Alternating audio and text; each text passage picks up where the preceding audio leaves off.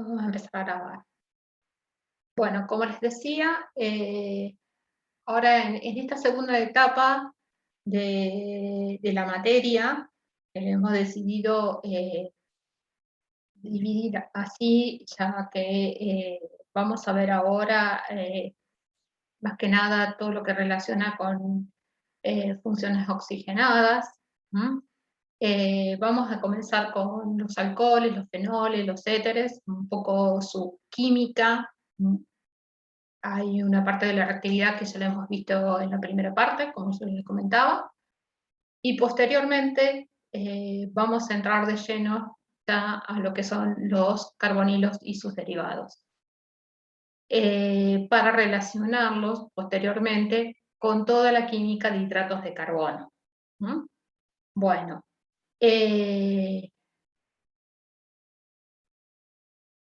para dar entonces comienzo a la parte de alcoholes, los alcoholes y los fenoles, los éteres, los tioles, son todos derivados del agua.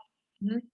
Tienen una estructura muy similar al agua, son derivados orgánicos de esta, y donde uno de los hidrógenos del agua, o de uno o dos, han sido reemplazados por grupos orgánicos. Estos grupos orgánicos pueden ser cadenas alquílicas, como es en el caso de lo que después denominamos genéricamente como alcoholes. Este grupo orgánico puede ser un anillo aromático, y vamos a dar lugar entonces a los fenoles.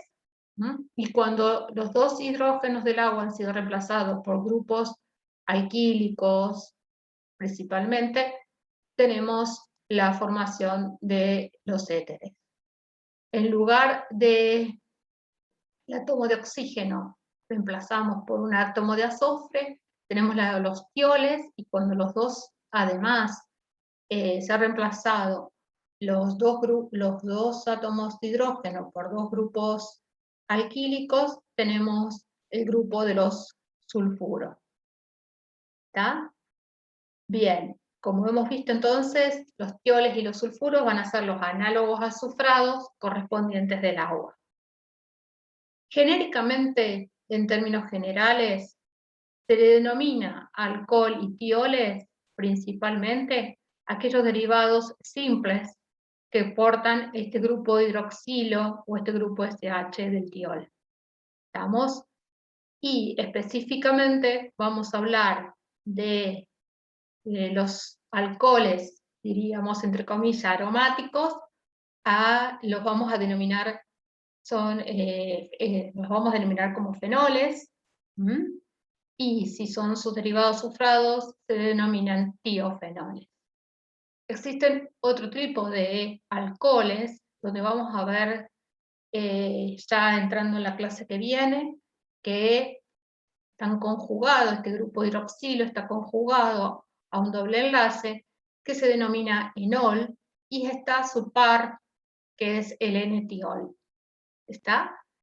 La química de los tioles y los sulfuros es muy parecida a la de los alcoholes y éteres respectivamente, por lo cual, si bien los presento en la clase de hoy como son sus derivados, vamos a trabajar particularmente desarrollando las reacciones para alcoholes y fenoles, bien las características ácido-básicas, pero piénsenlo que los tioles y los tiofenoles son muy, muy semejantes. Bien, como una primera instancia podemos decir a esto que nosotros llamábamos los alcoholes, como les decía, hay una gran clasificación de los alcoholes que se relaciona con el número de carbonos al que está unido el carbono que porta ese grupo hidroxilo, ese grupo OH. Ese carbono que porta el grupo hidroxilo, déjenme un segundito que ponga el puntero, este carbono que porta el grupo hidroxilo se lo denomina carbono carbinólico. Acá está puesto, carbinólico. ¿Estamos? Entonces, dependiendo de cuántos carbonos tenga unido este carbono carbinólico, a los alcoholes los podemos clasificar en primarios, secundarios o terciarios.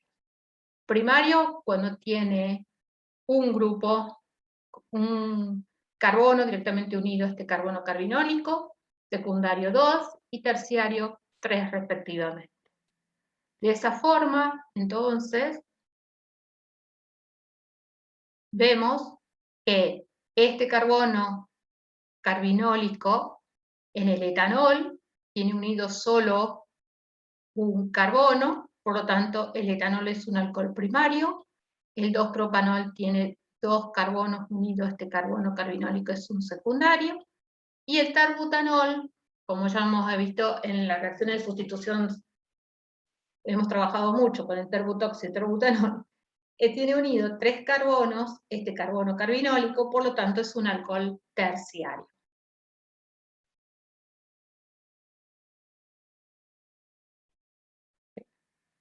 Me avanza.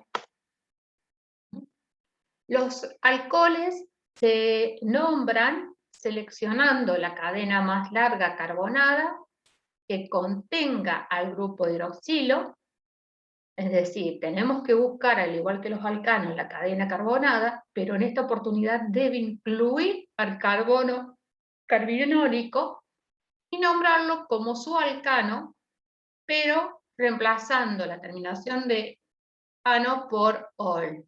De esa forma, tenemos, en el caso de este alcohol, sería, si el alcohol estuviera en el carbono 1, sería el butanol, genéricamente hablando es como el butanol, y en el caso que el carbono, el grupo hidroxilo se encuentre en otro carbono, en este caso es el carbono no del extremo, sino el segundo, se denomina bután 2-ol.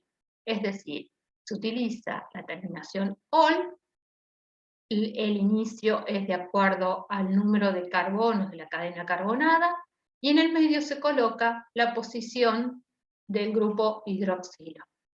Esta enumeración de la cadena alquílica se comienza por el extremo más cercano al grupo hidroxilo. ¿Estamos? Entonces, fíjense que acá tenemos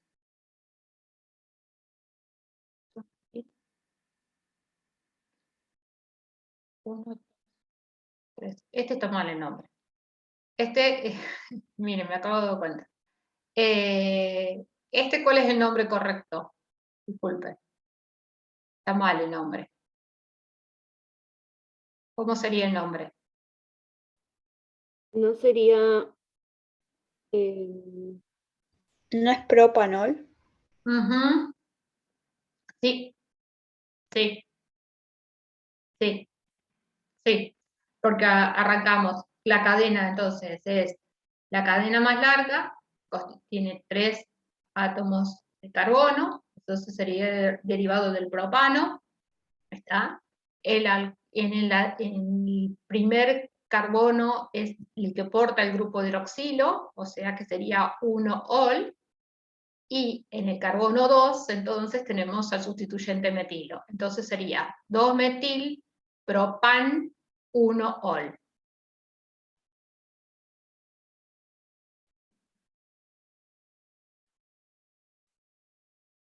Siempre se... ¿Estamos?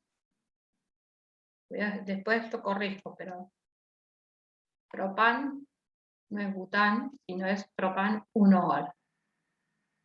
¿Está bien? Bien. El siguiente, fíjense que la cadena también tiene 3 átomos de carbono, pero además tiene un sustituyente, tiene un doble enlace, es un alqueno. Entonces, el carbono 1 es el que porta el carbono carbinólico, es el que porta el grupo hidroxilo, y el doble enlace se encuentra entre los carbonos 2 y 3.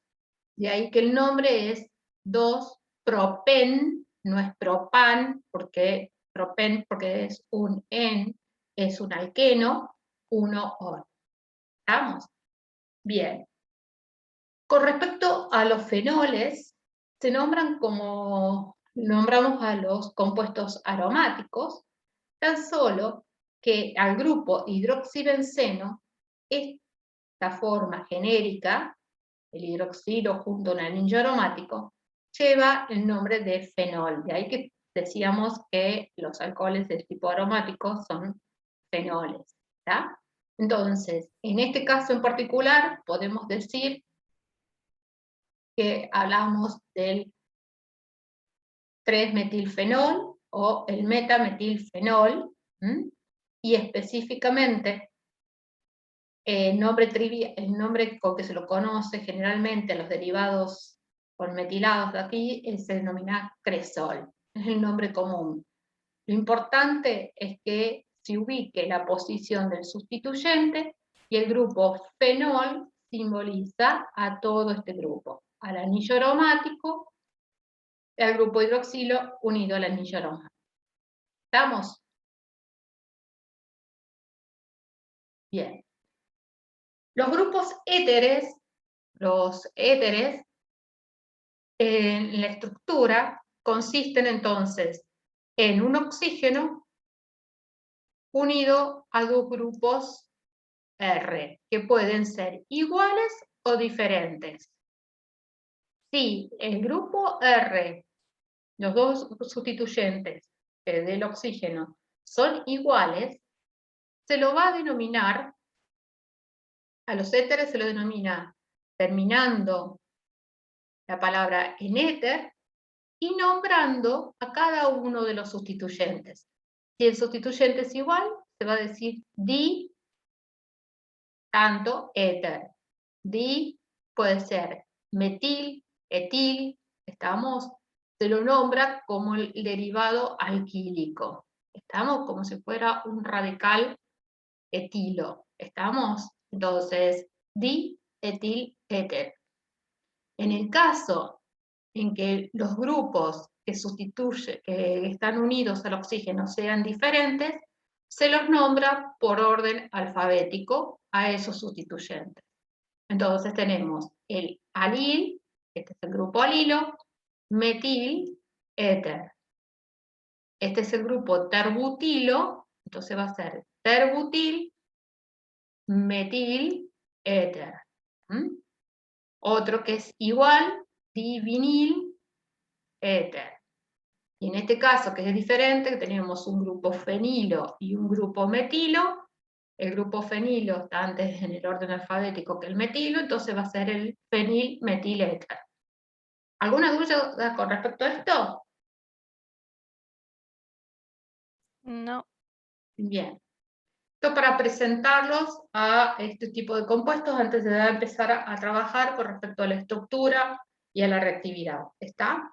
Bien. Y los tioles se nombran de la misma forma que los alcoholes, es decir, buscando la cadena carbonada más larga, asignando la numeración del carbono más cercano al grupo tiol, ¿estamos? Y utilizando el sufijo tiol. Cuando este grupo SH está como un sustituyente, vamos a encontrar muchas veces que este grupo, como sustituyente, se lo denomina mercapto. Así que en el caso particular, fíjense, de este anillo aromático,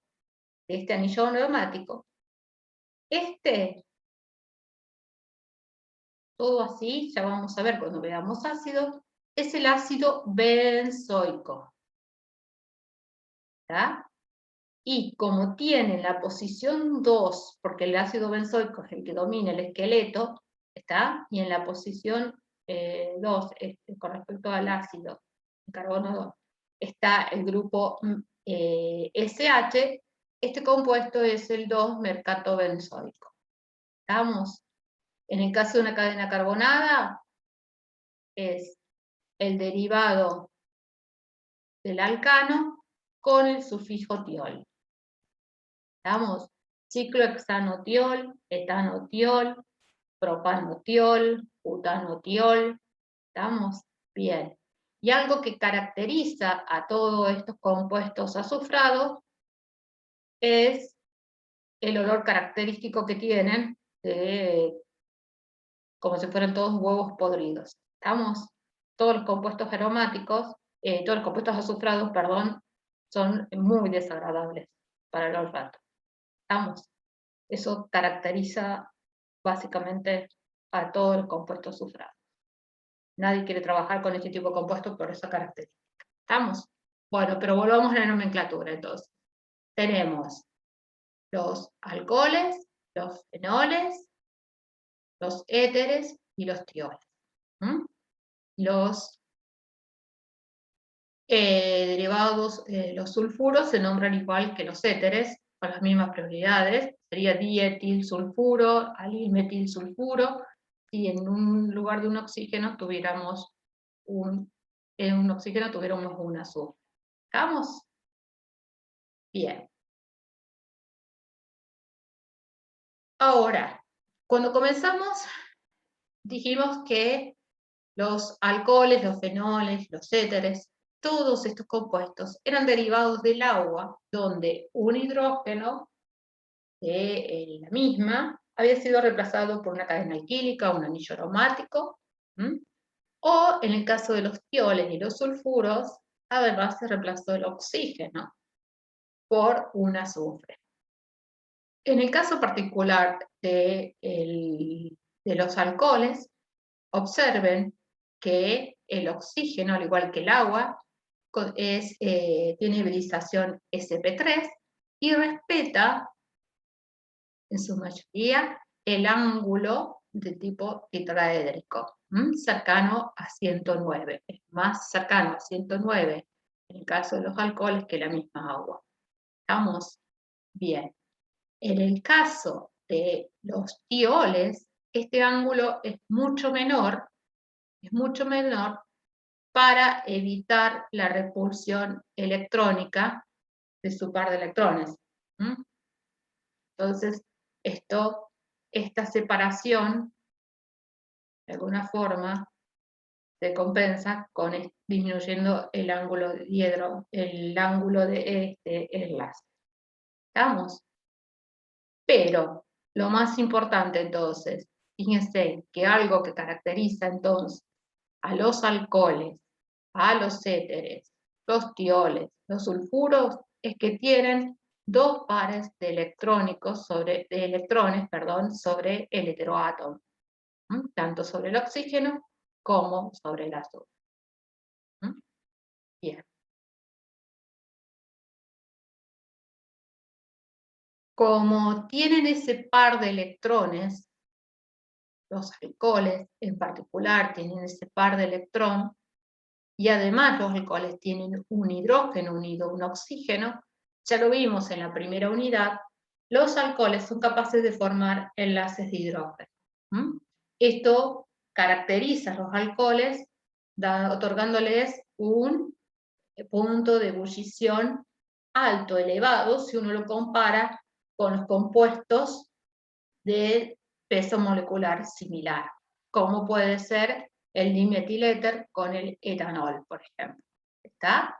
La diferencia que hay entre un alcohol y un éter sus puntos de ebullición es que en los alcoholes es posible la formación de enlaces de hidrógeno, hace que estas uniones son mucho más difíciles entonces de que esta estructura de los alcoholes, estas fuerzas intermoleculares son más fuertes, entonces hace lo que consecuencia es un mayor punto de ebullición. En cambio en el éter estos enlaces de hidrógeno no existen, porque no tienen ese hidrógeno para formarlo, y de ahí que el éter, los éteres tengan puntos de ebulliciones muy bajos.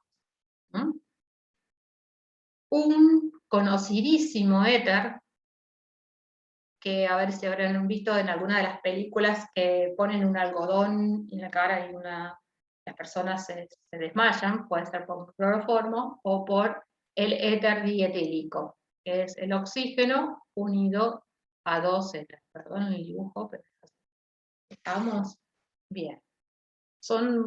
Tienen como un colorcito medio picante los éteres.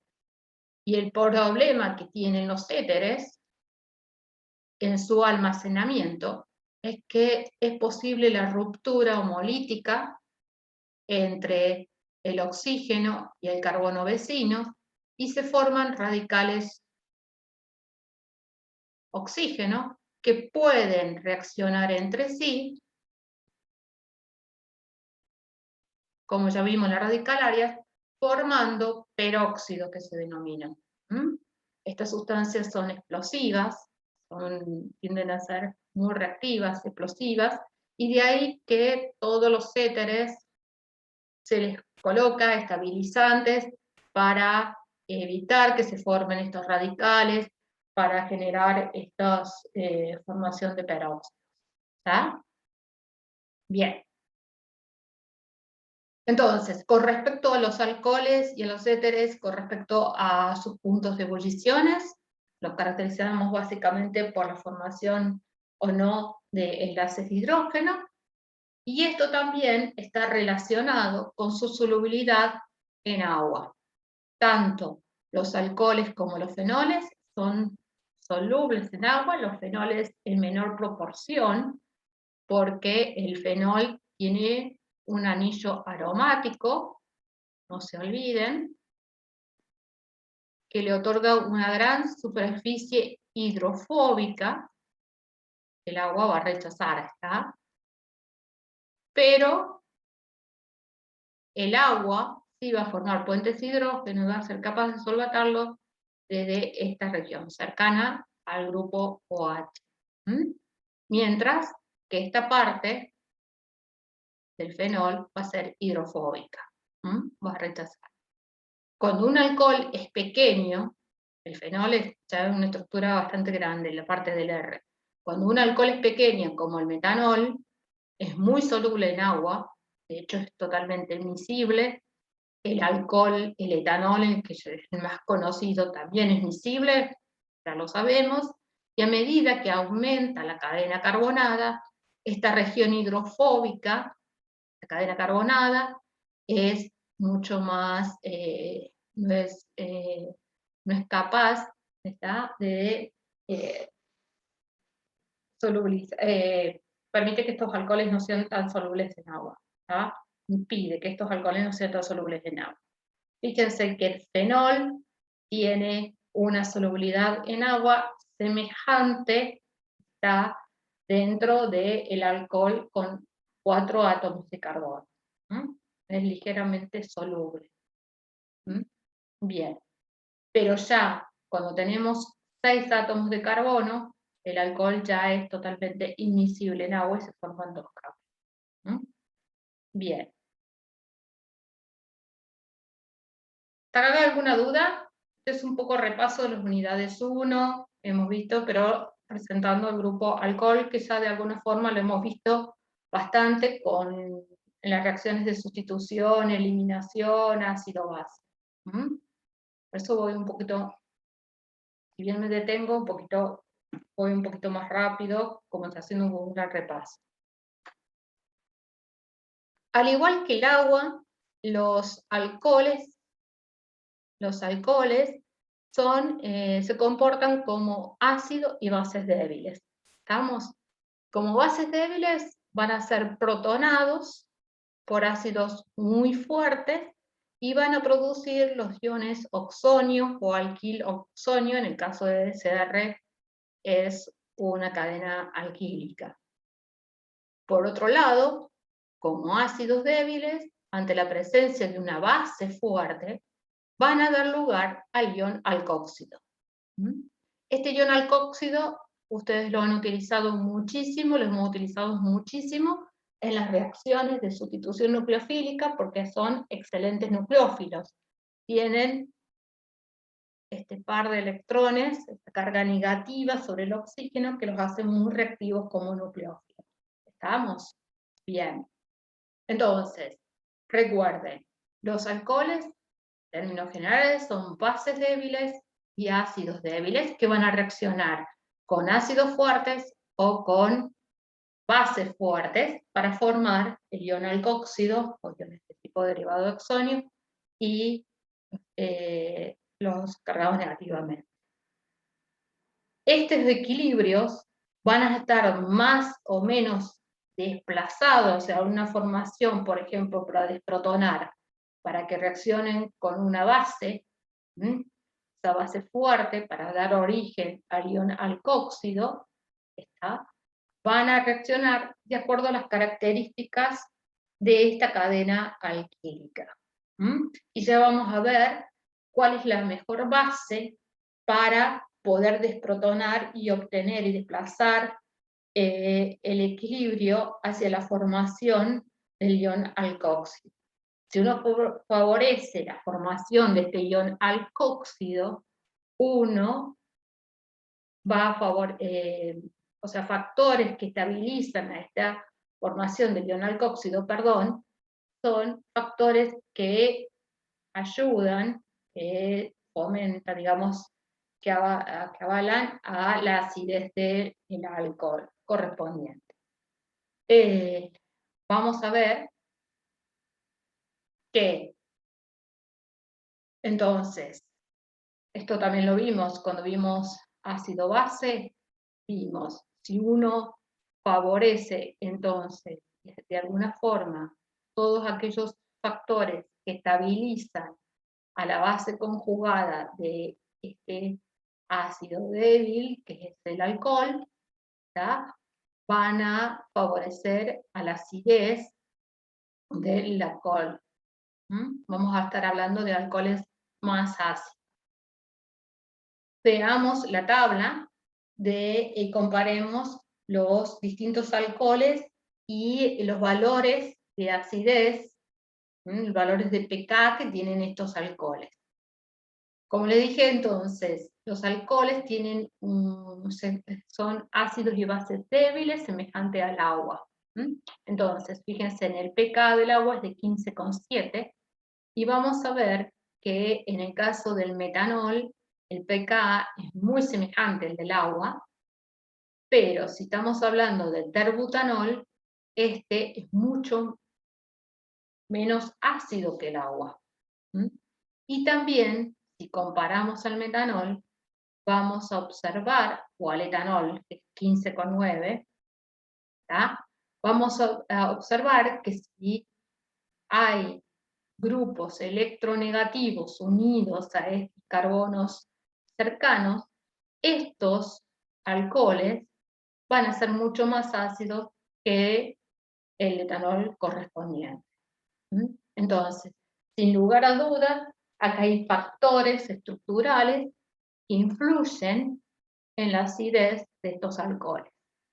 Y la mayor diferencia que hay con respecto a la acidez es la que observamos cuando comparamos un alcohol alquílico como ser el etanol, fíjense medio, que el pK es de 15,5, 15,7, pongámosle cercano 15,7, semejante al agua, y si observamos el pK de un fenol es de 10. Entonces, el fenol, esa estructura aromática del fenol, nos está diciendo que el fenol es mucho más ácido que los alcoholes alquílicos.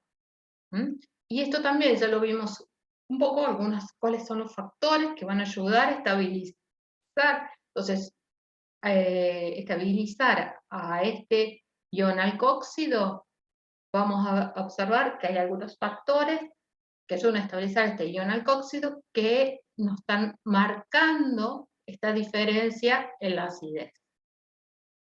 El primero de esos factores es la resonancia.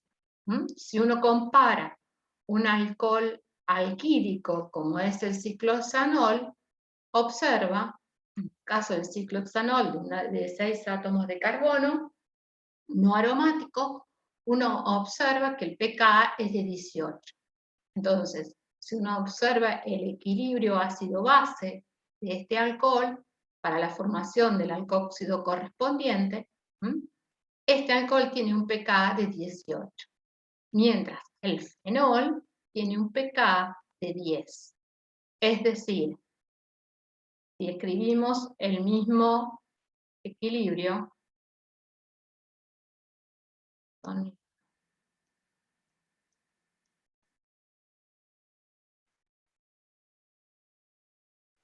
y ya lo había puesto yo un poquito en el otro lado, ante la presencia de una base fuerte, va a extraer este protón. ¿Qué obtenemos? El anión fenóxido. ¿Está? Y este anión fenóxido, que está representado en esta primera estructura, tiene el oxígeno, tiene un par de electrones, tiene una carga negativa, que puede resonar sobre el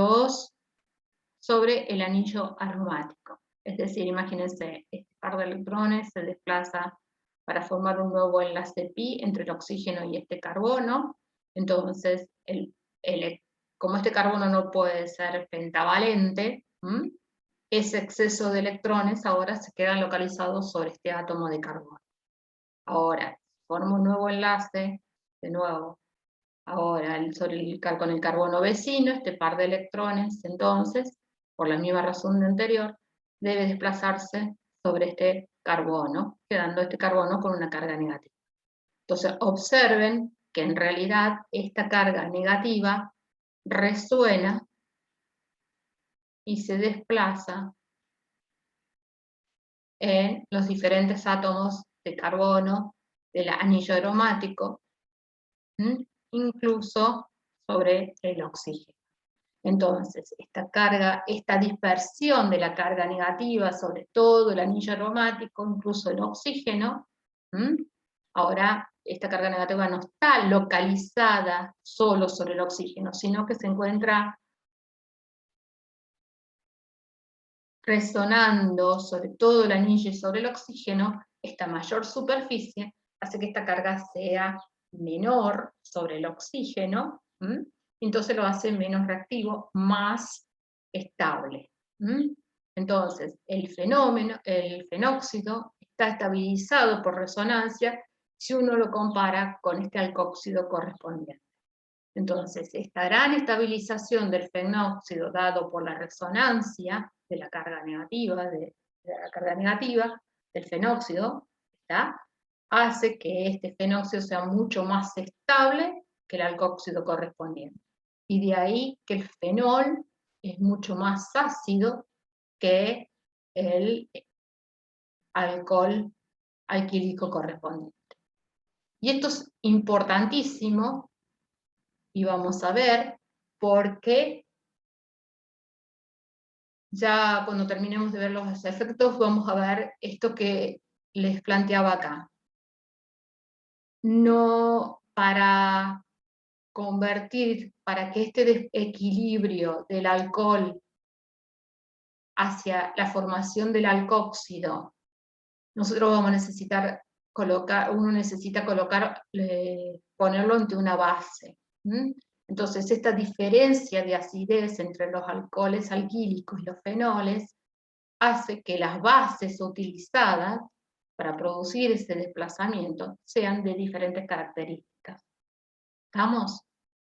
Bien. También vimos en esta tabla que la sustitución de algunos de los hidrógenos vecinos al carbono carbinólico por grupos fuertemente atractores de electrones aumentaban la acidez de ese alcohol. De hecho, fíjense, y esto es por lo mismo, ¿no? Es debido al efecto inductivo de estos grupos atractores de electrones, que lo que hacen es dispersar esta carga negativa sobre la base conjugada del alcohol correspondiente, sobre el alcóxido correspondiente, y entonces lo estabiliza. Como vimos en las primeras unidades, este efecto inductivo disminuye con la distancia, es decir, no es lo mismo tener un grupo electroatractor en el carbono carbinólico que tenerlo en el carbono vecino, y mucho menos a 2 o a 3 enlaces, y también aumenta con el número de grupos grupos electronegativos, y también con la electronegatividad del grupo. Mientras más electronegativo sea el grupo, obviamente más ácido va a ser. Si tengo más elementos como sustituyente, el trifluor comparado con el monofluor, con este, por ejemplo, este con este va a ser mucho más ácido que este. Y si comparamos el trifluor con el tribromo, obviamente el trifluor va a ser mucho, el trifluoro etanol va a ser mucho más ácido que el tribromo etanol. Y lo mismo se cumple, entonces, para los fenoles. Grupos atractores de electrones van a aumentar la acidez porque van a ayudar a dispersar mucho más eficientemente la carga negativa del oxígeno sobre el anillo aromático, mientras que grupos dadores de electrones, esta carga negativa no se va a ver favorecida a la resonancia sobre el anillo aromático. Esto lo vamos a trabajar en la guía de problemas para que lo observen efectivamente, pero siempre fíjense esto, ¿no? Siempre, si yo esta carga negativa de alguna forma la puedo distribuir sobre más centros, esta carga, este par de electrones ya no están netamente localizados sobre el oxígeno, sino están dispersos sobre una mayor superficie, lo que los hace menos reactivos, más estables. Entonces en este caso voy a estar desplazando el equilibrio hacia la derecha. Ahora, si yo tengo grupos dadores de electrones, no sé por qué me sale esa raya, tengo grupos dadores de electrones, esto lo que está haciendo es, de alguna forma, favorecer que esta carga sobre el oxígeno esté más centralizada sobre el oxígeno, como si fuera la del alcohóxido. ¿Estamos? Por eso es que, si uno compara dentro del grupo de los fenoles, grupos dadores o atractores de electrones, observa que tienen una diferencia en los valores de pKa. Siempre dentro del rango de los fenoles. Y grupos fuertemente atractores de electrones, obviamente también aumenta la acidez y el efecto de acuerdo al número de sustituyentes.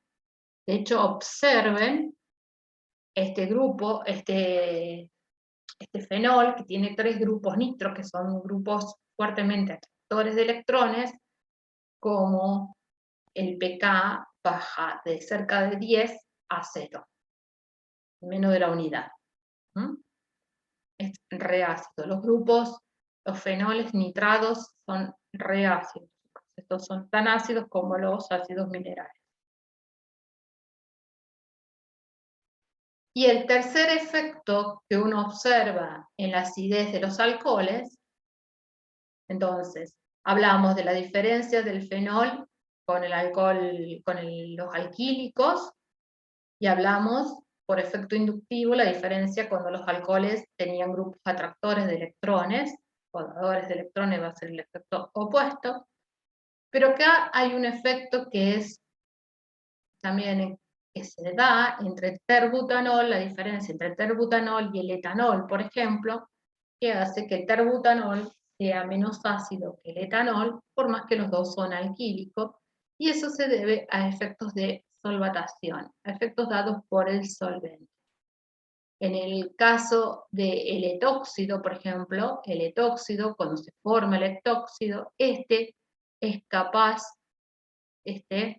puede solvatarse eficientemente por un solvente, como puede ser el agua o un solvente polar prótico, mientras que el terbutóxido, debido al impedimento estérico, fíjense esta estructura del terbutóxido, con el solvente va a tener menos solvente, moléculas de solvente capaz de solvatarlo. De esa forma, el terbutóxido con el etóxido, los dos tienen semejante. Si uno los compara en el vacío, sin solventes ni nada, podríamos medir la acidez, es semejante. Pero en el caso, como el solvente ayuda a estabilizar esa carga, ayuda a dispersarla de alguna forma, en el caso del etóxido voy a tener una mayor estabilización que en el caso del terbutóxido, donde está por impedimento estérico, voy a tener menos moléculas de solvente que lo rodea. ¿Estamos hasta acá? Sí, ¿Alguna duda? yo tengo una duda que es que en el caso del terbutanol, ¿no Mm, estaría también estabilizado en el caso, o sea, el etóxido no, pero el terbutóxido por lo que vimos de sí, efecto sí, sí, sí, inductivo y sí, todo sí, eso? sí. Lo que pasa es que en esto son siempre situaciones, estamos hablando, por ejemplo, situaciones de equilibrio, ¿estamos? Siempre hablamos de este equilibrio que está acá arriba, ¿estamos? Entonces, siempre lo hacemos, cuando medimos acidez, lo hacemos en un medio como es, puede ser como es el medio acuoso. Entonces, en cierta forma, los dos se van a estabilizar, tanto el alcohol como el anión se estabilizan por el solvente, pero el tener el anión, este se estabiliza mucho más favorablemente que la molécula neutra, ¿está? En un solvente prótico. ¿Estamos? Entonces, con que un poco ya se vaya formando del ion alcoxi, una vez se formó, esto se va estabilizando mucho más para el solvente y ayuda a ir desplazando mucho más el equilibrio hacia la derecha. ¿Estamos? ¿Esa era la pregunta? Sí, sí, ok, gracias. Nada. Bueno, espérenme un segundito que tengo... Un segundito.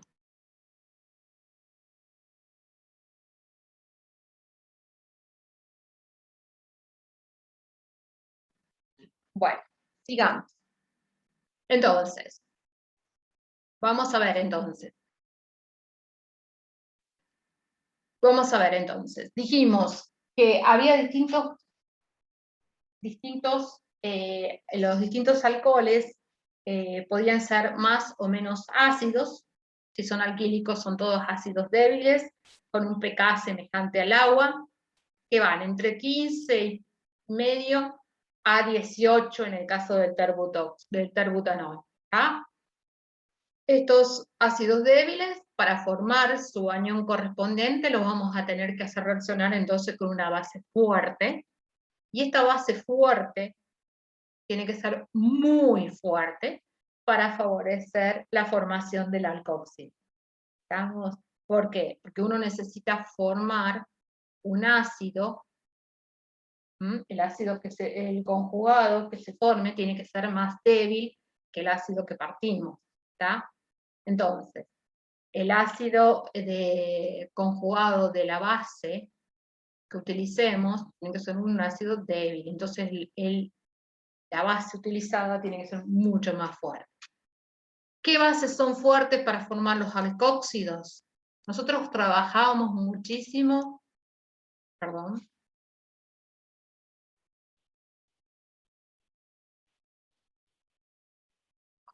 perdón, hemos trabajado muchísimo en las reacciones de sustitución, de eliminación, efectivamente, condiciones bimoleculares, y decíamos esto. Tenemos una base fuerte como etóxido en etanol. ¿De acuerdo? Bien, ahora, ¿cómo formamos, cómo damos origen, cómo podemos tener un poquito de esa base que vamos a utilizar para una reacción de eliminación o de sustitución nucleofílica? ¿Cómo podemos desprotonar a un alcohol alquílico? Usando una base muy fuerte como el anhidro de sodio, que es este que está acá. Entonces, los alcoholes alquílicos, no van a reaccionar con bases débiles, como son las aminas, que ya vamos a ver que son los compuestos aromáticos, los compuestos básicos orgánicos o con bicarbonato, sino que van a reaccionar con bases muy fuertes, como van a ser el amiduro de sodio, ¿está? Hidruro de sodio, o un tipo especial de compuestos orgánicos que son los que se denominan reactivos de Grignard. Estas son las bases que van a dar lugar a la formación del alcóxido correspondiente. Entonces, para preparar esto, para preparar el alcóxido, uno lo que hace es colocar al alcohol en presencia de esta base. Entonces uno siempre tiene un poco de la base conjugada y del alcohol de partida. Por eso uno ponía en las reacciones de sustitución o eliminación, en realidad, en las reacciones de eliminación bimoleculares, uno ponía etóxido en etanol. Estábamos hablando de este equilibrio. ¿Está claro en eso?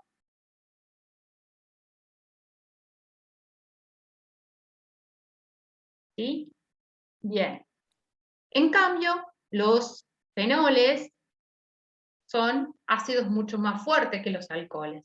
Entonces, si bien tenemos que utilizar también una base fuerte, ya no necesitamos bases tan fuertes como los amiduros o los hidruros, sino que con soluciones concentradas de hidróxido de sodio es capaz de formar entonces los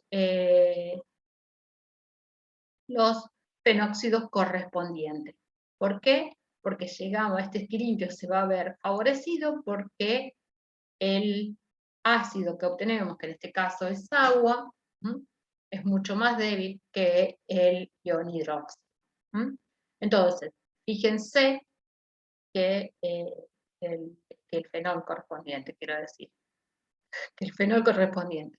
Entonces, para favorecer la formación de fenóxido, con agregarle hidróxido de sodio alcanza, mientras que para favorecer la formación de alcóxido necesitamos bases muy fuertes como la amiduro y los hidruros, en definitiva. Bien. Otra cosa que hay que tener en cuenta es este equilibrio que yo les hablaba al principio. Se comportan como ácidos débiles, también pueden comportarse los alcoholes como bases débiles. Y para eso necesitamos ácidos muy fuertes para protonar precisamente al grupo hidroxilo. ¿Qué alcoholes podemos utilizar? Y como ácido clorhídrico, ácido fluorhídrico, ácido sulfúrico. Y vamos a tener todos los iones oxonios derivados correspondientes, que son ácidos conjugados muy, muy fuertes. Entonces, para protonar a este grupo hidroxilo, vamos a necesitar ácidos muy fuertes para los alcoholes alquílicos. Para desprotonar, perdón, los alcoholes, el tipo alquílico, voy a necesitar bases muy, muy fuertes. Vamos, como amiduros e hidruros de sodio. Vamos, bien. Ahora, ¿por qué son importantes los alcoholes? ¿Por qué empezamos a hablar de los alcoholes en este punto? Y porque los alcoholes nos va a permitir obtener una gran diversidad de compuestos orgánicos. En cierta forma, hemos trabajado en unidades anteriores en cómo convertir halogenuros de alquilo en alcoholes o interconvertirse, o alcoholes en halogenuros de alquilo, lo vamos a repasar hoy, pero también es posible, y esto también lo han visto, a esta reacción la hemos visto de alguna forma en sustitución nucleofílica, también a la formación de éteres. Han visto con Rosalía cómo pueden obtener alcoholes en alquenos y alquenos en alcoholes correspondientes. Y estos alcoholes también van a servir de nexo para obtener derivados carbonílicos, como son los aldehídos, las cetonas, los ácidos carboxílicos y sus derivados.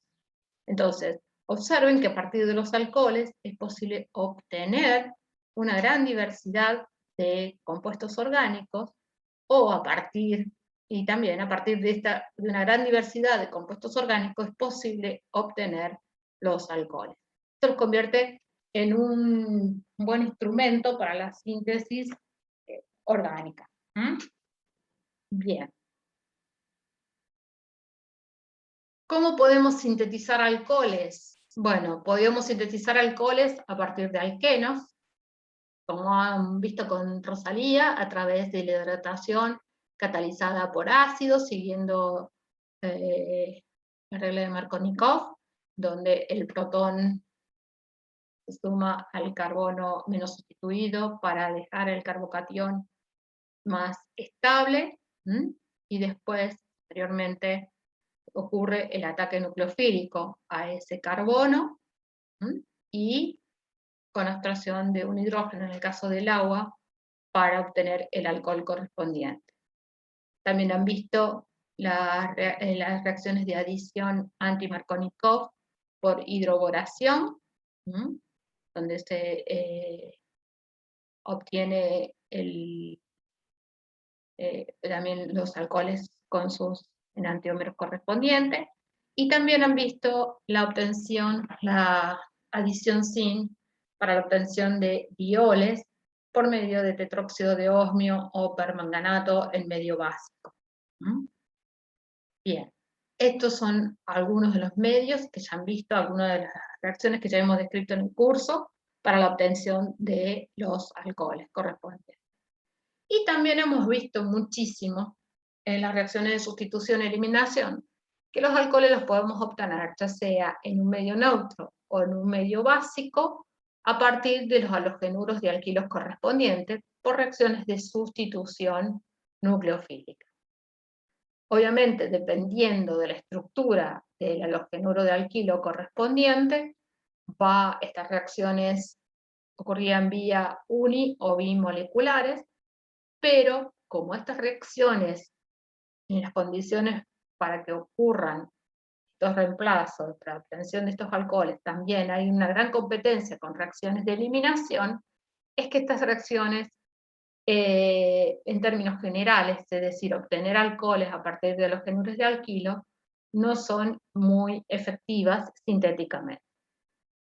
El mejor medio para obtener alcoholes es a través de la reducción de aldehídos y cetonas, que lo vamos a ver cuando describamos la obtención precisamente, cuando veamos un poco las reacciones de aldehídos y cetonas.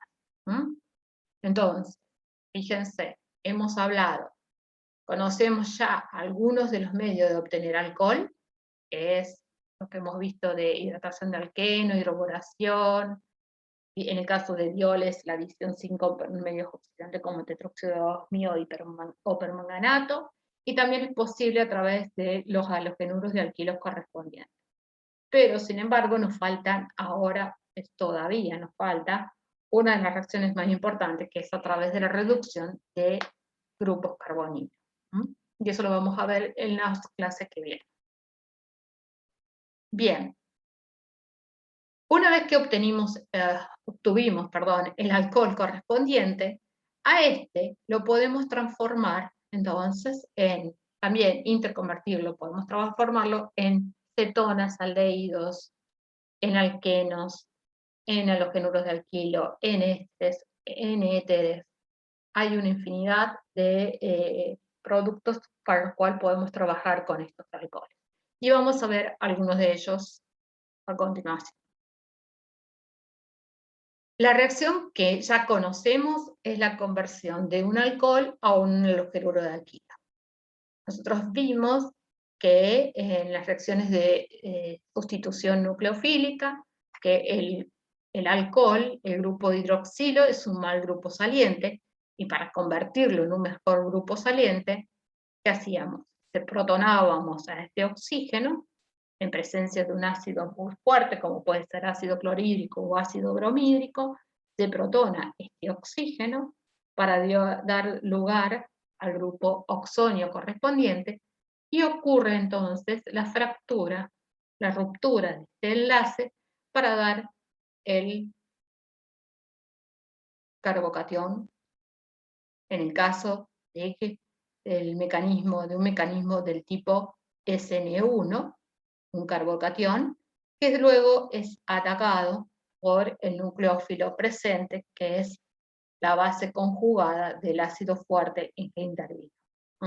Ese es el mejor. De esa forma podríamos obtener los derivados halogenados, bromados o iodados, y como si trabajamos con un alcohol terciario como producto de partida, y esta reacción de alcohol halogenuro de alquilo ocurre a través de un proceso del tipo SN1, los productos obtenidos van a ser una mezcla racémica, es decir, vamos a tener productos con retención e inversión de la configuración sobre el carbono que era el carbinólico. ¿Estamos? Esta reacción ya la conocemos. ¿Qué pasa cuando el alcohol es primario? Aquí ya no podemos, el proceso ya no es un proceso de sustitución nucleofílica unimolecular, sino va a ser bimolecular.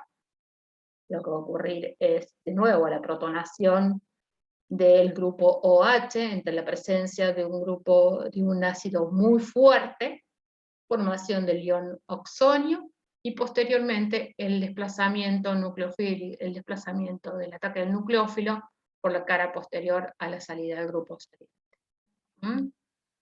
Bien. Esto lo podríamos hacer entonces ante la presencia de ácido bromídico, iodídrico, clorhídrico, para obtener los derivados bromados, iodados y clorados respectivamente.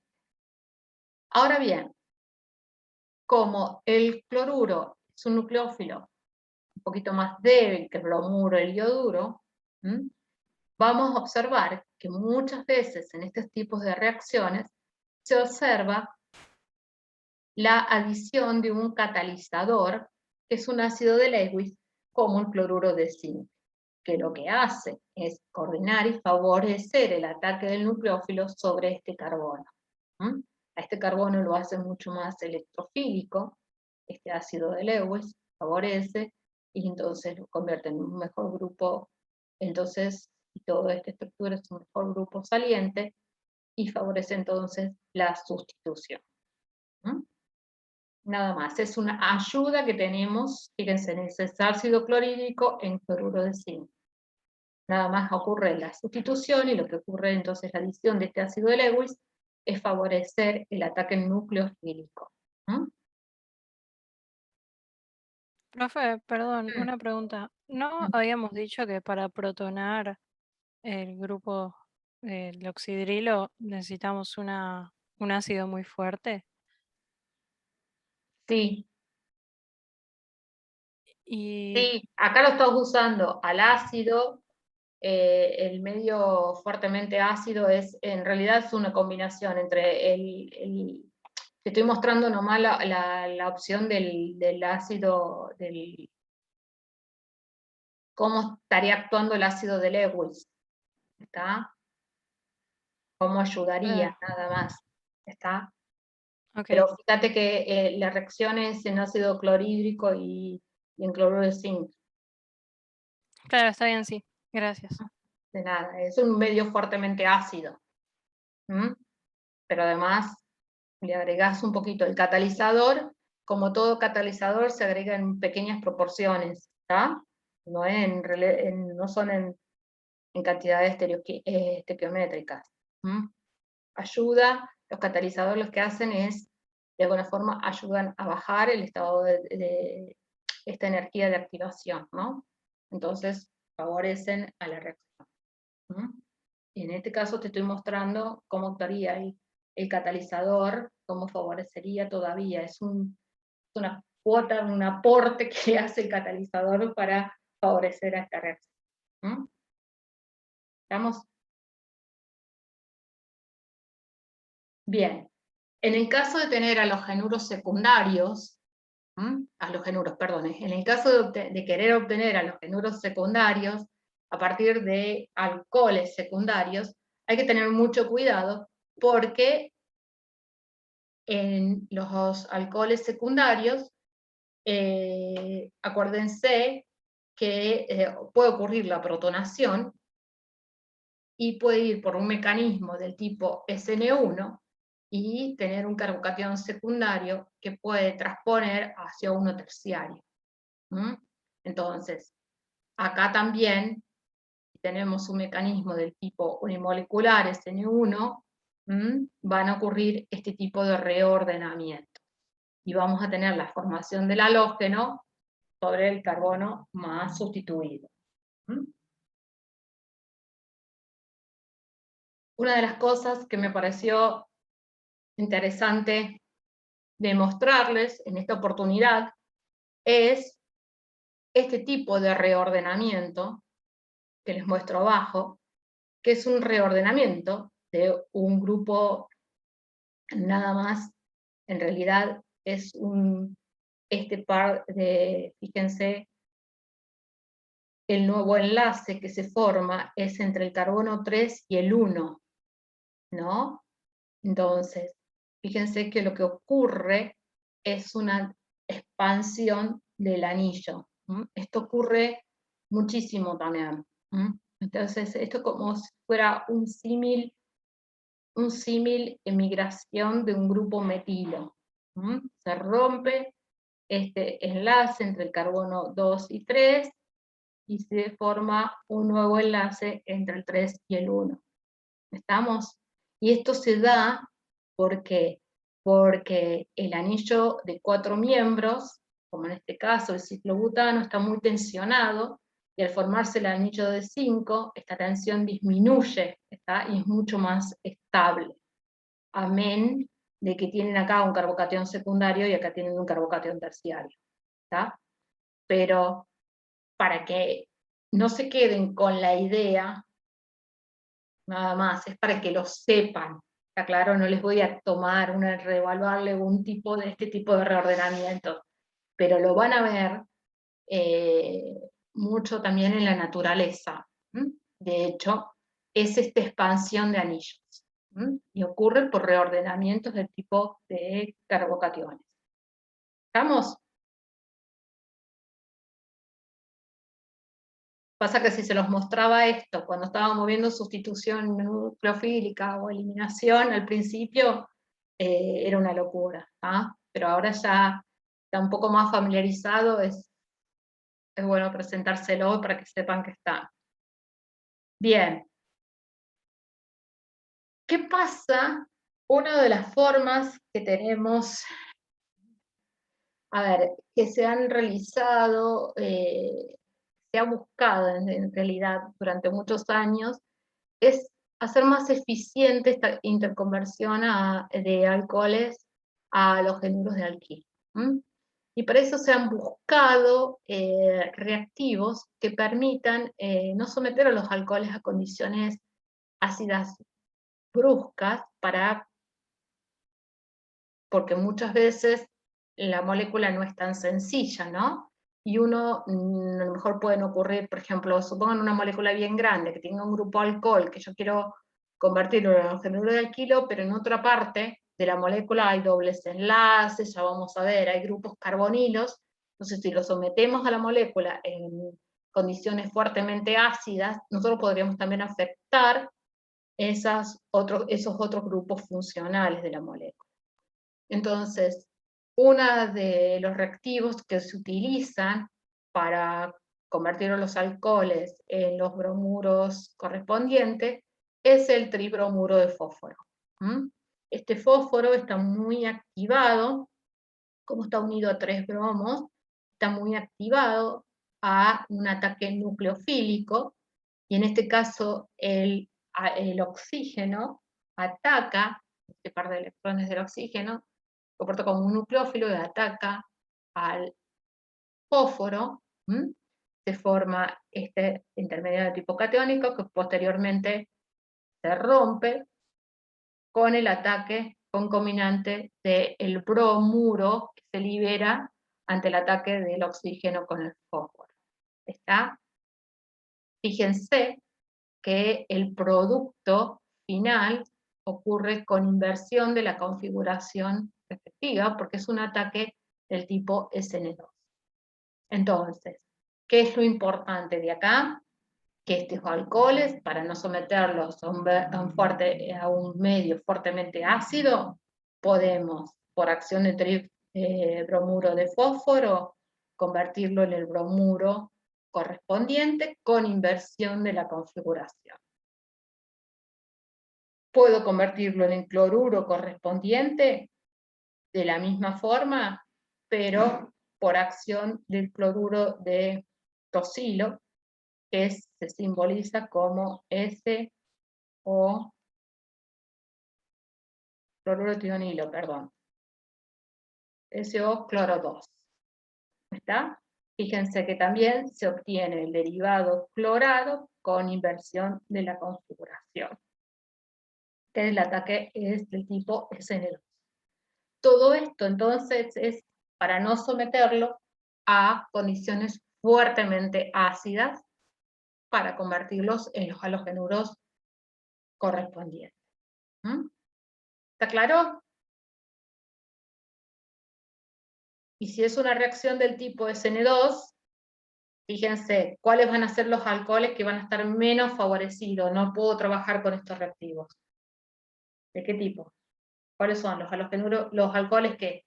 Primarios, secundarios, terciarios.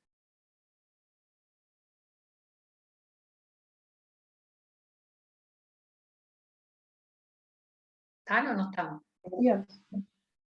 Y los terciarios se van a hacer se van a hacer difíciles que reaccionen con estos reactivos, ¿no es así? Porque tenemos que tener, es una reacción del tipo SN2. ¿Estamos? Bien, sigamos. Otra de las reacciones que podemos trabajar con los que podemos, perdón, otras de las reacciones que sufren los alcoholes es la transformación de estos alcoholes a alquenos, y la más conocida es la deshidratación, ¿no? Esta reacción del tipo E1, donde protonábamos al alcohol, se genera el carbocatión correspondiente, y eliminábamos el hidrógeno beta para dar el alqueno correspondiente. Esta era la reacción de deshidratación más conocida de los alcoholes, que la hemos visto como la clásica reacción E1, y esto ocurre en un medio fuertemente ácido por presencia del calor, donde vamos a obtener, en el caso de un alcohol del tipo terciario, obviamente vamos a obtener en mayor proporción al alqueno más sustituido. ¿Estamos? Bien.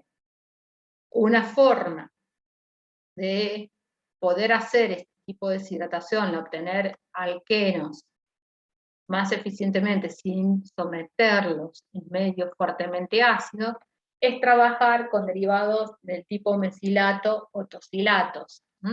Obteníamos los derivados mesilo correspondientes.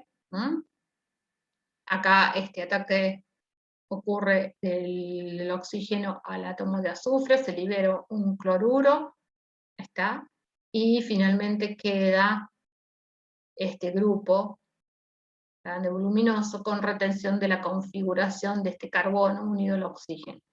Posteriormente, a ese derivado que puede ser el tosilo o el cloruro o el mesilo, lo sometíamos a una base, entonces en condiciones del tipo E2 ocurre la eliminación del hidrógeno beta. Y este es un mejor grupo saliente, se puede eliminar fácilmente, y es otra forma de obtener el alqueno en forma eficiente y trabajar en condiciones no tan ácidas. ¿Estamos?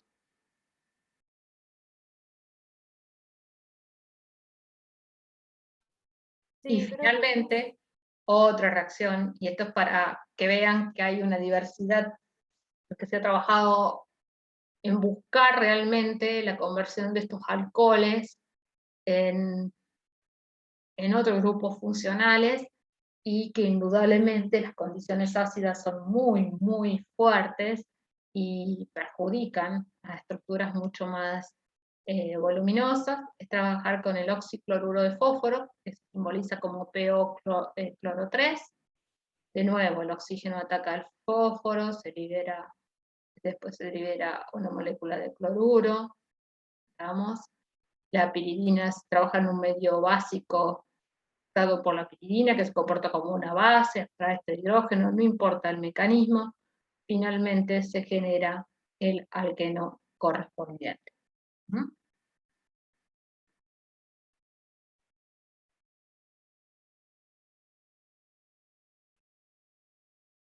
¿Hasta acá está todo bien?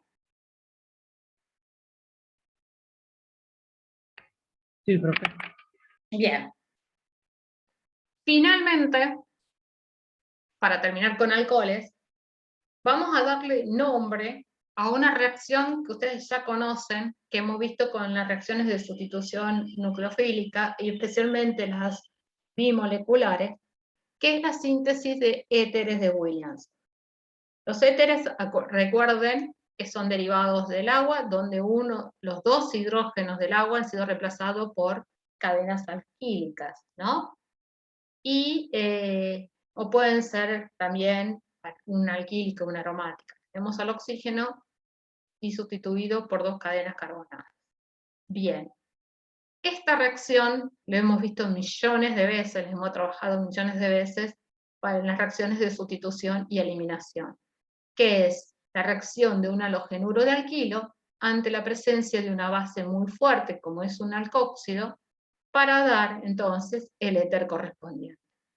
¿Qué ocurre de esta forma? Era la base, en este caso es un nucleófilo, que ataca el carbono del halogenuro de alquilo, que es deficiente en electrones, y el bromuro, que se iba.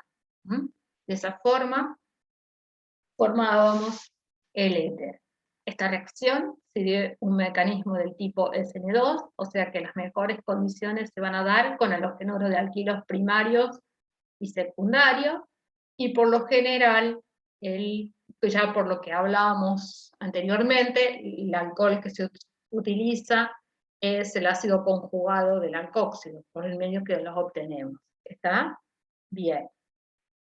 Ahora, ¿por qué no trabajar, en vez de con la base, no trabajar en vez de con el alcóxido? ¿Por qué no trabajamos con el alcohol como el nucleófilo correspondiente? ¿Está? Bien. Y nada más y nada menos porque esta reacción es una reacción bimolecular, es una reacción de sustitución, es una SN2, una reacción de sustitución nucleofílica bimolecular. Y esta se presenta, esta es una reacción concertada que trabajábamos entonces con nucleófilos fuertes. Y es mucho mejor nucleófilo trabajar con el alcóxido que con el alcohol en sí. Entonces, lo que se observa entonces, para estas reacciones de la formación de éteres, trabajamos entonces con la base fuerte, con el alcóxido correspondiente y no con el alcohol. Es una SN2. ¿Está? Como es una SN2, obviamente el mejor halogenuro, el que va a reaccionar mejor, va a ser un primario, después le sigue un secundario y posteriormente el terciario, que no va a reaccionar casi. Digamos que ya no se da. Acuérdense, ¿estamos? Bien. Y en el caso de los halogenuros de alquilo secundario, vamos a tener que trabajar, en el caso de halogenuros de alquilo secundarios, vamos a tener que manipular con más cuidado las condiciones de reacción, porque puede haber competencias de los productos de eliminación. En el caso de tener halogenuros de alquilo terciario, como son en SN2, estos no van a estar favorecidos y predominantemente vamos a obtener los productos de eliminación. No vamos a observar la reacción, la formación del éter, sino vamos a observar los alquenos correspondientes. Bien, entonces, esta reacción entonces del halogenuro de alquilo en presencia de un alcóxido, que es una base fuerte, que era una típica reacción que veíamos como SN2, se llama síntesis de éteres de Williams. Es una forma, la forma más eficiente de obtener un éter, a partir de un alcohol, que lo sometimos a una base fuerte, lo convertimos en un alcóxido, y en presencia de un halogenuro de alquilo. Bien, entonces, la forma más simple de trabajar es generar el alcóxido previamente, ¿está? Y este alcóxido se agrega al halogenuro, ¿estamos? Al halogenuro para obtener el éter correspondiente.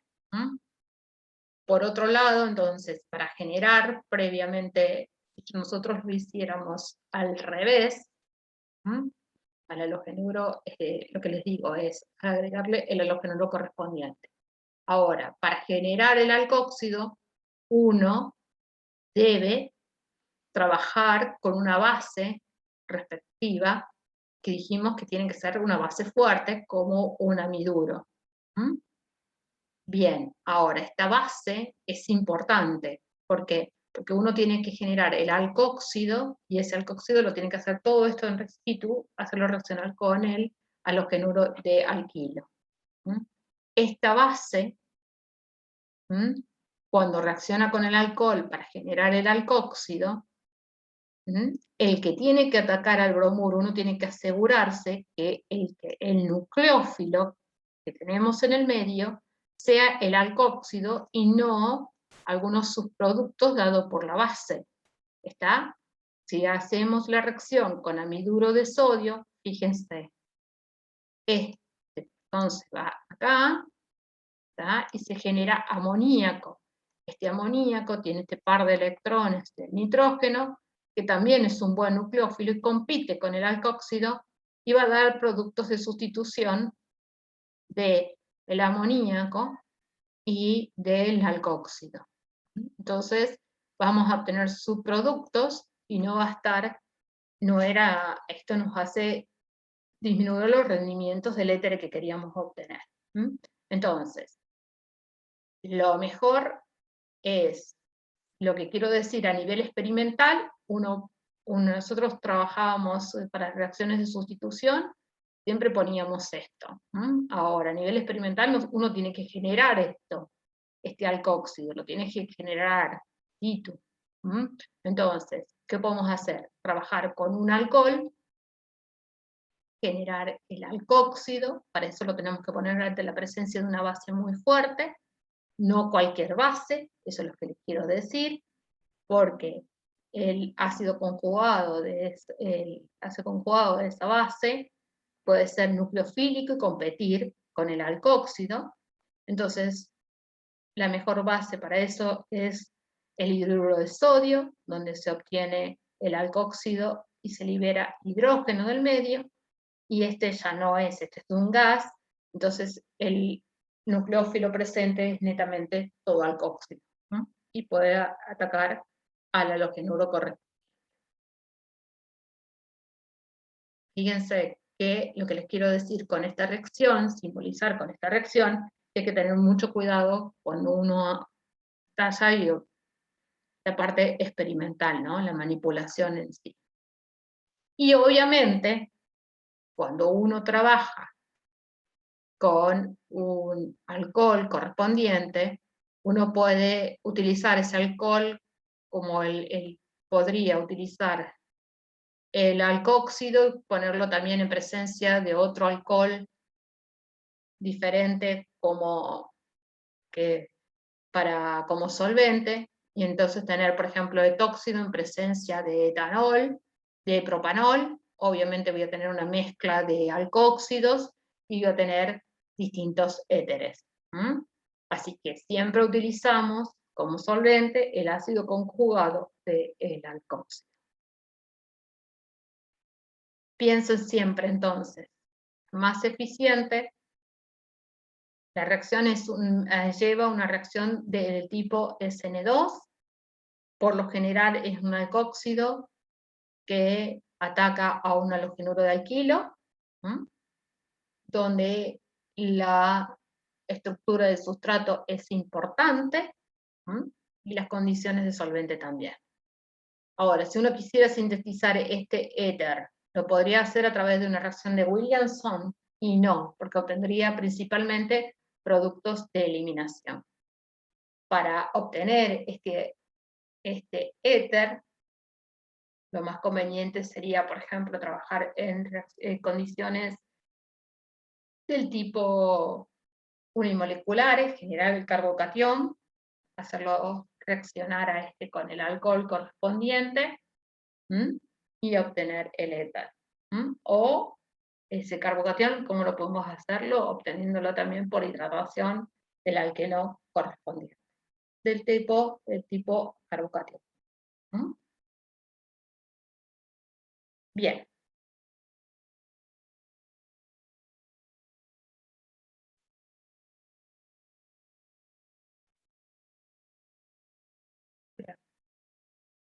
Bueno, ahora vamos a dar comienzo a una serie de compuestos, que son los compuestos carbonílicos. Los primeros que vamos a ver, entonces, son los aldehídos y las cetonas. Los compuestos carbonílicos, vamos a ver que perdón, estoy repitiendo mucho. Vamos a trabajar entonces con dos grandes grupos de estos compuestos carbonílicos, que son los compuestos que tienen un doble enlace carbono-oxígeno. En el primer grupo vamos a observar la reactividad y la obtención de los aldehídos y las cetonas, y posteriormente, para trabajar con Rosalía la semana que viene, con los ácidos carboxílicos y sus derivados. Dentro de los ácidos carboxílicos y sus derivados vamos a tener los ésteres, que son diferentes de los éteres, los cloruros de ácido o halogenuros de ácido, los anhídridos, las amidas. ¿Estamos bien?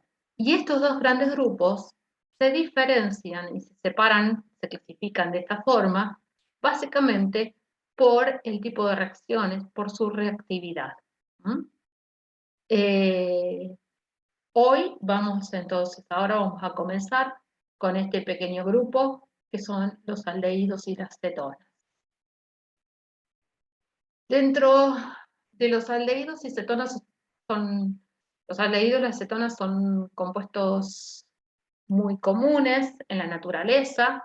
Tenemos muchas de las fragancias que conocemos naturales tienen este grupo aldehído, y el grupo aldehído es un carbonilo, es un carbono unido con un enlace doble a un oxígeno, y después tiene como uno de los sustituyentes una cadena alquílica y el otro sustituyente de este carbono un hidrógeno.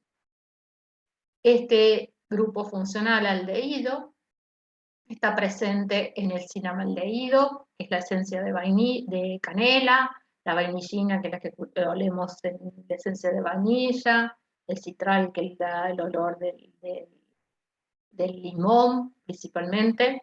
Está la carbona, que es el terpeno aromático que observamos. Esta es una acetona, que está en la menta. El alcanfor, que también es otro compuesto aromático. Y también tenemos la presencia de estos grupos funcionales, como son los aldehídos cetonas, en estructuras mucho más complejas, como son los esteroides, como pueden ser estos derivados, las hormonas masculina y femenina, como la testosterona y la progesterona, donde tenemos el grupo carbonilo presente en su estructura, o en la cortisona. Fíjense que la diferencia en la estructura entre un aldehído y una cetona está en que este carbono unido al oxígeno, en el caso de un aldehído tiene un R, una cadena alquílica, o puede ser un aromático, y del otro lado un hidrógeno, mientras que la cetona tiene dos sustituyentes alquílicos.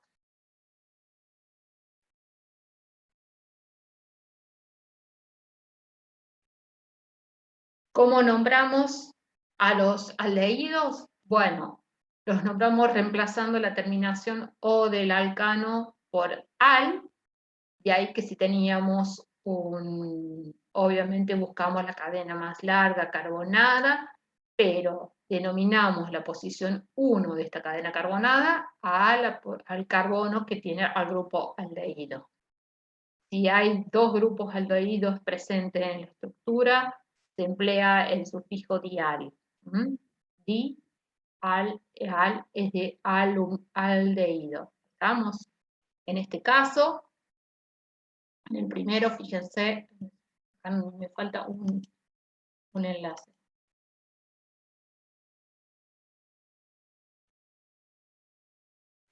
Voy a pasar. Fíjense, acá en este caso tenemos el pentanal, porque es la cadena carbonada de 5, donde en el carbono 1 está el grupo aldehído, que en forma abreviada se simboliza CHO. ¿Está claro? Bien. Entonces, 4,4-dimetilpentanal. En este caso tenemos, otra vez, penta. Errores tengo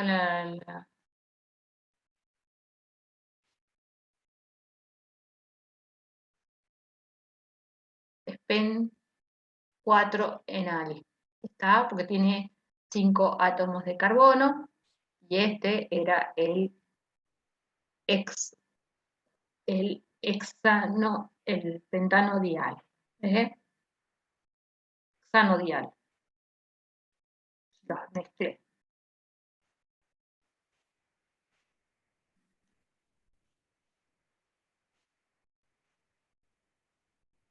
Es el hexanodial. ¿Estamos? Bien. Cuando el grupo aldehído está unido a un ciclo, lo vamos a tener que nombrar como un sustituyente de este ciclo.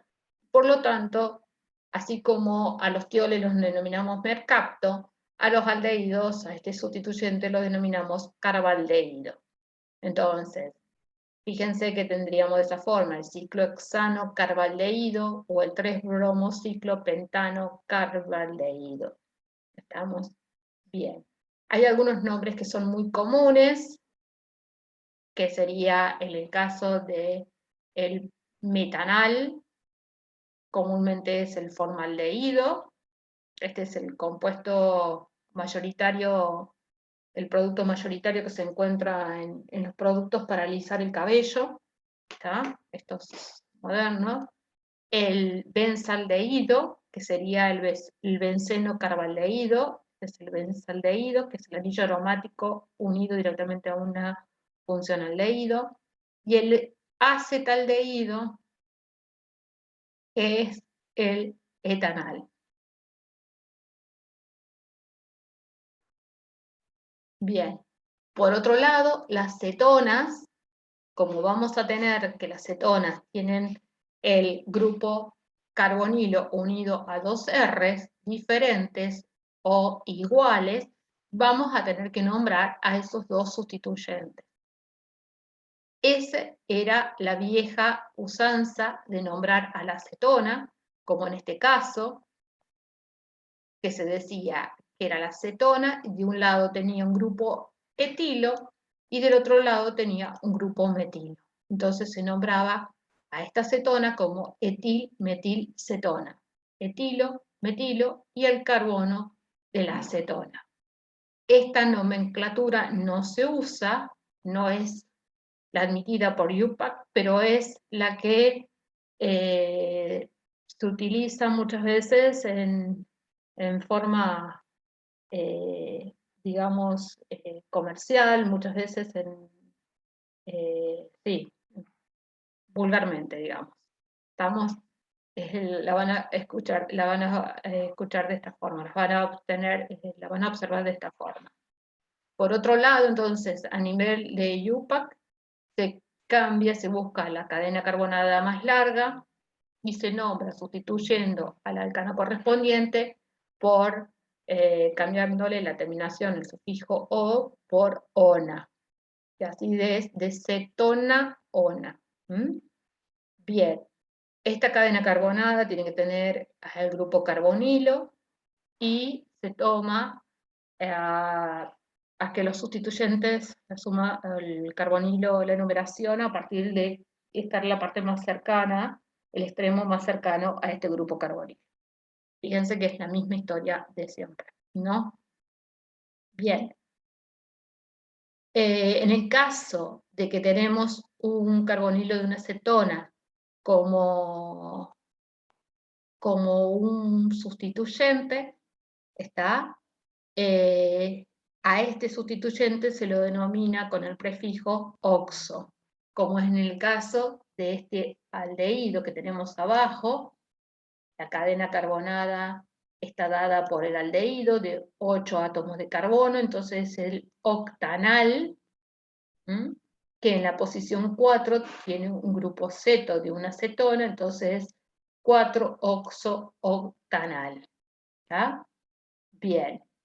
En este caso, en el segundo es un ácido carboxílico, ya vamos a ver cómo se nombran los ácidos carboxílicos, pero como es el dominante en la nomenclatura, en la posición 3 tenemos al sustituyente de la cetona, entonces va a ser el sustituyente 3-oxo. Bueno. Ahora bien, una vez que ya sabemos, recordamos, vamos a ir viendo cómo se nombran, vamos a trabajar ahora con respecto, vamos a ver la estructura de estos aldehídos y cetonas para comprender mucho mejor entonces las propiedades físicas de estos compuestos carbonílicos y su reactividad. Bien, observemos. Dijimos que los aldehídos y las cetonas, en realidad todos los compuestos carbonílicos, tienen un doble enlace carbono-oxígeno. Este doble enlace carbono-oxígeno está dado por la formación de un enlace sigma carbono-oxígeno y un enlace pi carbono-oxígeno. ¿Está? Y el oxígeno, además, tiene dos pares de electrones desapareados. ¿Estamos? Bien. Este enlace carbono-oxígeno, debido a la diferencia de electronegatividad entre el carbono y el oxígeno, es mucho más corto que un doble enlace carbono-carbono. Entonces, si observamos, la longitud del enlace entonces entre el carbono y el oxígeno, este doble enlace es mucho más corto que el doble enlace, dado por la diferencia de electronegatividad. En cuanto al punto de ebullición de estos compuestos, se observa que son compuestos polares, mucho más polares que los alcanos correspondientes, dado por esta diferencia por la presencia del oxígeno, que le va a dar momentos dipolares a la molécula, pero no pueden formar puentes de hidrógeno o enlaces de hidrógeno entre sí, ¿tá? Por lo cual esto lo va a diferenciar de los alcoholes, que son compuestos oxigenados. Los alcoholes pueden formar enlaces de hidrógeno, mientras que los aldehídos y las cetonas no. Y no se confundan, porque muchas veces piensan que este hidrógeno tiene características de formar puente hidrógeno y no lo es. ¿Estamos? Entonces, no es así. Entonces, los aldehídos y las cetonas tienen mayor punto de ebullición que los alcanos correspondientes, los que son más polares, y menor punto de ebullición que los alcoholes correspondientes, ya que no forman enlaces de hidrógeno. Pero sí tienen oxígeno en su estructura, así que, por lo general, estos aldehídos y cetonas ante la presencia de alcoholes o agua, o el alcohol o el agua, sí puede formar enlaces de hidrógeno con el oxígeno de estos compuestos carbonílicos. Entonces favorece su solubilidad. Obviamente, si estas cadenas alquílicas de los aldehídos y los cetonas pasa a ser importante, es decir, es grande, esta solubilidad va a disminuir, así como hablamos en los alcoholes. La acetona la que se conoce comúnmente como acetona, que es la de los quitesmaltes que decíamos, es la propanona, es la que tiene 3 átomos de carbono con el carbonilo y el carbono del medio, ¿no? Entonces, fíjense, la acetona sí es soluble en agua. Eso lo sabemos porque viene una solución nada más que acuosa el quitesmalte de esta acetona. Muy bien. Ahora, ¿cómo podemos preparar a estos aldehídos y estas acetonas? Uno de los métodos más eficientes para preparar los aldehídos y las cetonas es por oxidación de un alcohol. ¿Qué significa una oxidación?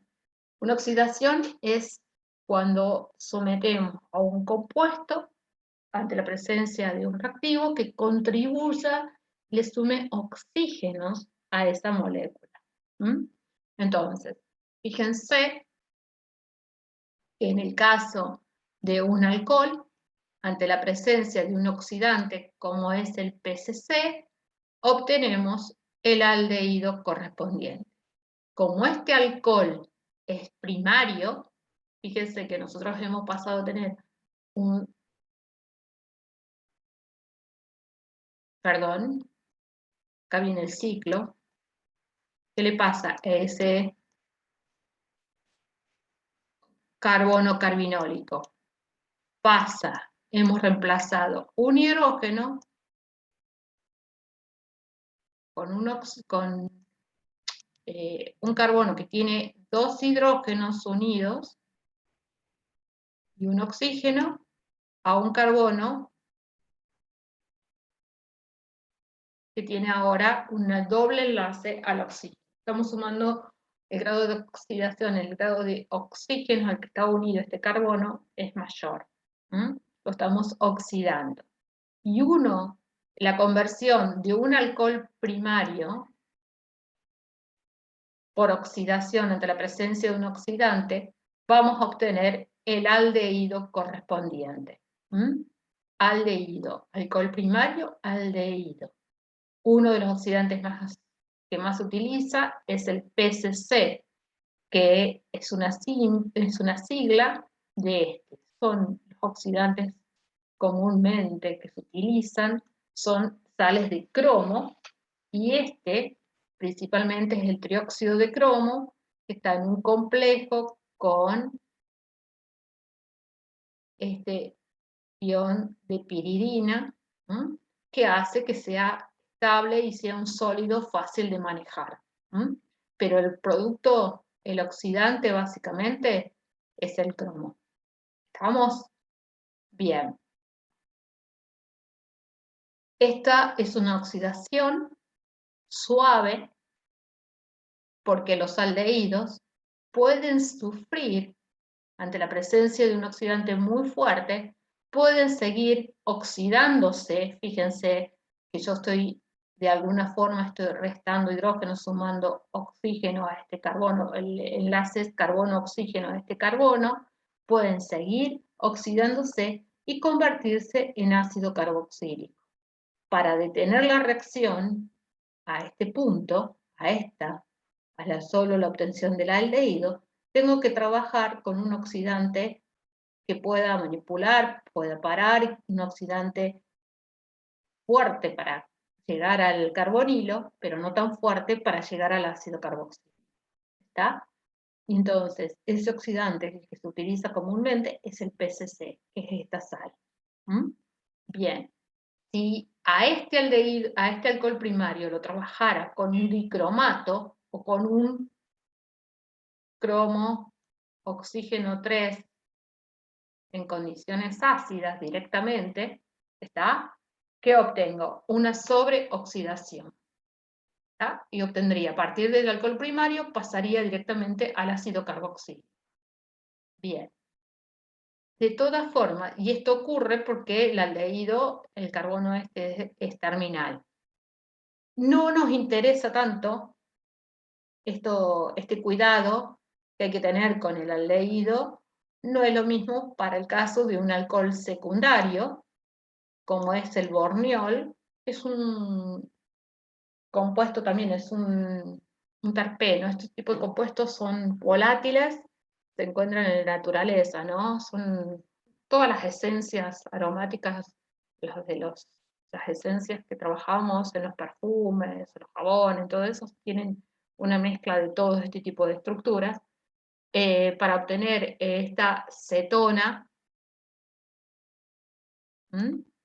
y se da lugar al alcanfor, podemos trabajar en condiciones fuertemente oxidantes como el dicromato de sodio en un medio ácido. Aquí no hay problemas de sobreoxidación, entonces obtenemos la acetona correspondiente. Esto es más de lo mismo.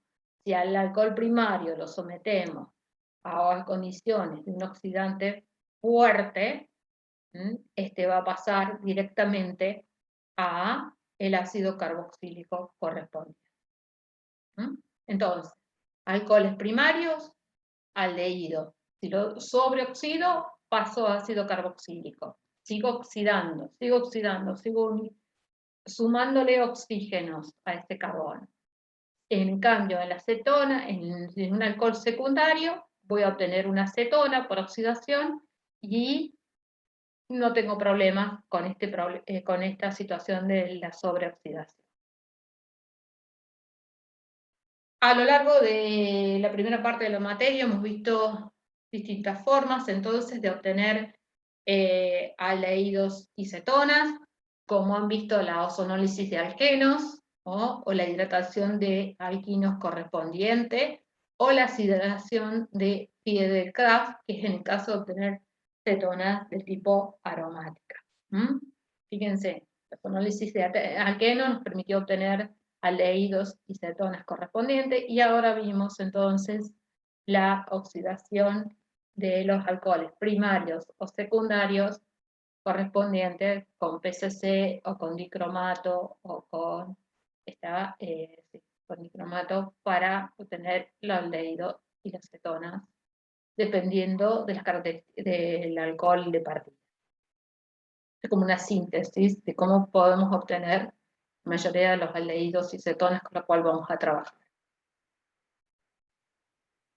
¿Alguna duda hasta acá?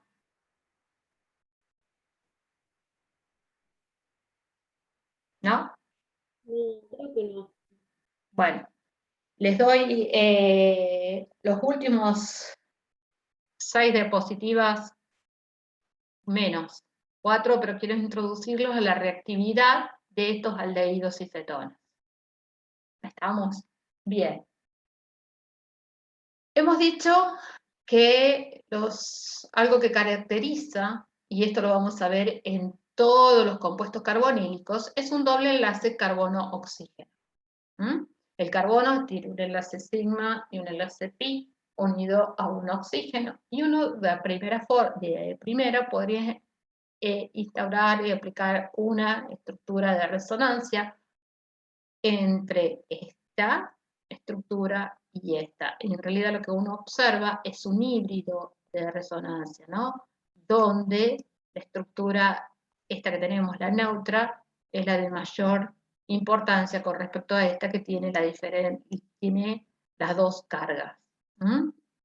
Sin embargo, muchas veces, vamos a ver, ya vamos a ejercitar bastante con esta parte, en la reactividad, cuando trabajemos con carbonilos, es importante que empecemos a establecer, empezar a escribir, acostumbrarnos a escribir estas estructuras de resonancia para explicar o para mostrar más fácilmente, digamos, cuál es la parte de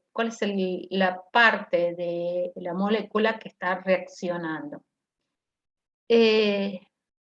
Fíjense, cuando establecemos esta estructura de resonancia, observamos que el carbono queda con una carga formal positiva, mientras que el oxígeno queda con una carga formal negativa. Esto nos está diciendo que sobre este carbono va a haber una densidad electrónica deficiente, mientras que sobre el oxígeno va a haber una densidad electrónica importante. Esto se traduce a que ante la presencia de un nucleófilo, los nucleófilos son especies ricas en electrones que buscan centros deficientes en electrones, un nucleófilo ante la presencia de un carbonilo se va a ver atraído por este centro electrofílico. ¿Estamos? Entonces los nucleófilos van a atacar a este carbono, que es un carbono del tipo electrofílico. Mientras que si tenemos la presencia de electrófilos, como puede ser un simple protón, ¿tá? Lo que vamos a observar es que ese electrófilo se va a unir al oxígeno. Entonces, esta gran reactividad, vamos a ver entonces, estos carbonilos, estos compuestos carbonílicos, lo vamos a ver en todos los compuestos carbonílicos, tienen dos centros principales de reactividad. Uno que es un centro electrofílico, que es el carbono, el compuesto carbonílico, y el otro que es un centro nucleofílico, que es el oxígeno. Esto lo podemos ver claramente cuando uno escribe la estructura de resonancia, o si no, si uno lo plantea, fíjense, por el simple efecto inductivo dado por la diferencia de electronegatividad entre el carbono y el oxígeno, uno observa fácilmente que este enlace está polarizado, entonces va a haber una mayor densidad electrónica sobre el oxígeno y una menor densidad electrónica sobre este carbono. Entonces, lo que vamos a ver de ahora en más es este tipo de reacciones. Cómo distintos nucleófilos van a atacar a este carbono, principalmente, y van a dar lugar a distintas clases de productos, distintas clases de compuestos, dependiendo del nucleófilo que ataque. Pero todas se basan en esto, en esta diferencia de electronegatividad entre el carbono y el oxígeno, que hace que este enlace está polarizado. Entonces tenemos una densidad electrónica deficiente sobre este carbono, susceptible de ser atacado al nucleófilo, y este oxígeno queda con una carga negativa, en el caso de esta estructura de resonancia, una densidad electrónica aumentada, exacerbada, y ser capaz de atacar electrones. Bien, si vemos la estructura de los aldehídos y las cetonas, particularmente sabemos, y ya la 15ª vez que lo digo creo, tenemos la presencia de un doble enlace carbono-oxígeno, es un enlace pi. Este enlace pi está todo en un mismo plano, este hidrógeno está en el mismo plano que este carbono y que este oxígeno, al igual que el carbono vecino, en el caso del aldehído, y en la cetona tenemos carbono, oxígeno, carbono, también todo en el mismo plano. Lo único que se diferencia entonces entre un aldehído y una cetona es que el segundo sustituyente del carbono del carbonilo, en el aldehído es un hidrógeno, y en el caso de una cetona es otro grupo alquilo. Dijimos que la base de todas las reacciones de aldehído y cetona es el ataque de un nucleófilo. Este nucleófilo, entonces, como tenemos todo esto en un mismo plano, puede atacar por la cara superior o inferior del carbonilo. ¿Está? Entonces, este ataque puede ser por ambos lados de este carbono. Y eso va a tener sus consecuencias en la estereoquímica correspondiente de los productos que obtengamos. Pero, por ahora, vamos a ver, y quiero que entiendan esto, y esto es lo más importante antes de terminar la clase. Entonces, como todo esto está en un mismo plano, el nucleófilo va a atacar este carbono del carbonilo por ambas caras. Ahora, como el ataque de un nucleófilo va a estar dado también, qué tan está dado el ataque, la factibilidad de este nucleófilo, el ataque que se acerque este nucleófilo para formar un nuevo enlace con este carbono, va a estar dado también uno de los factores importantes, el impedimento estérico. ¿Qué tan fácil es acercarse, qué tan fácil es al nucleófilo acercarse a este carbono? Entonces, si uno observa el impedimento estérico dado por los aldehídos, es menor que en el caso de las cetonas, porque en las cetonas ya tenemos como mínimo 2 grupos metilo, en el caso de la cetona más simple, y ya tenemos un cierto impedimento estérico para el ataque del nucleófilo que tener un solo hidrógeno.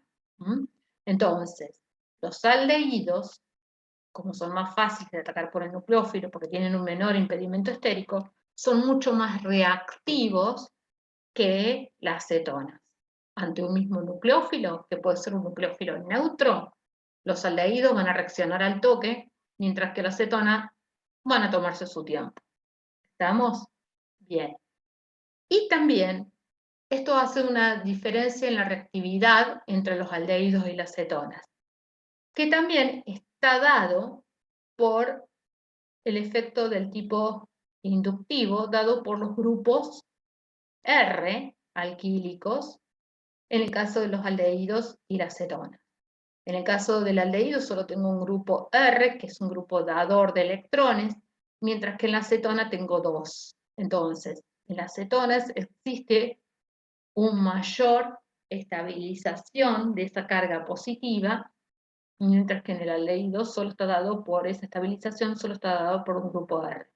Entonces, en resumidas cuentas, por impedimento estérico, por efecto inductivo de los grupos de los sustituyentes R, los aldehídos son mucho más reactivos que las cetonas. Y en términos generales, ante un nucleófilo, en el caso de los aldehídos, el equilibrio se va a desplazar más eficientemente hacia los productos. ¿Estamos?